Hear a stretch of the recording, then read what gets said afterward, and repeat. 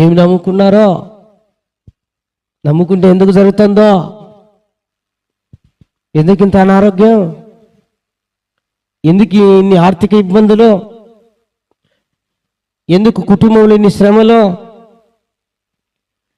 ఎందుకు ఇంత కుటుంబంలో అలజడిలో,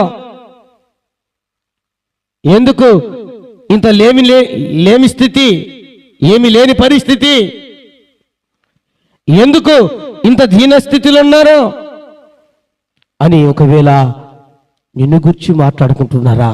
భయపడద్దా. నీ దేవుడు నీతో ఉన్నాడు.